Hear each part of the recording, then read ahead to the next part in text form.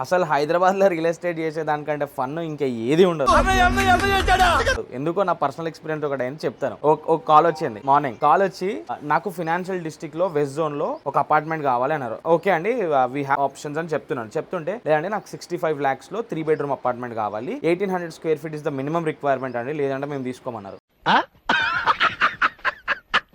First of all నేను మాట్లాడతలేను, నేను buffer అయిపోయాను, నాకు ఇలా తిరుగుతుంది మైండ్ లో. అంటే హలో ఉన్నారా అన్నది. ఉన్నానండి, ఒక్క నిమిషం నాకు ఒక వేరే కాల్ వస్తుంది, మళ్ళీ చేస్తానని చెప్పి కట్ చేసి కొంచెం ఆలోచించుకొని మళ్ళీ ఫోన్ చేసిన. సరే చెప్పాలి, ఆమెకు తెలియదు కావచ్చు అని. కాల్ చేసినాక ఏమన్నది, లేదు మేము ఆల్రెడీ అపర్ణ దాంట్లో ఇన్వెస్ట్ చేసామని, లాస్ట్ ఇయర్ 1.6 crore పడ్డది, 1860 SFT వచ్చింది. బాగా ఎక్సైట్మెంట్ ఫీల్ అవుతుంది.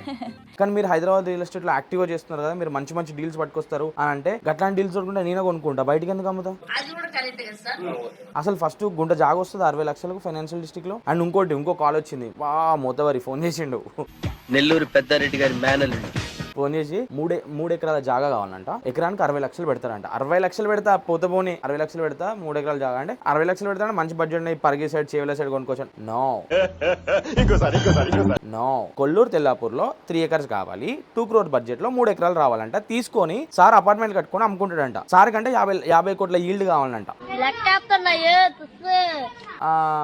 మాటలు రాలే బేసిక్. నేను ఏమన్నా sir please find someone else, I actually don't have that kind of land. తీసుకున్నారు సరే, 60 లక్షలకు దొరకబడతాం. కొనుక్కున్నాక మళ్ళీ ఆడ అపార్ట్మెంట్లు కట్టి 50 కోట్ల ఈల్డ్ చేయాలంటే ఎడికలు పట్టుకొస్తావు, ఏం మాట్లాడాలి? So this is what happened. ఏం చెప్తున్నానంటే హైదరాబాద్ లో ఫన్ ఉండదు అబ్బా రియల్ ఎస్టేట్ చేస్తే. ఇలాంటి చాలా ఉన్నాయి, ఇంకా దాచాం కుప్పలుగా.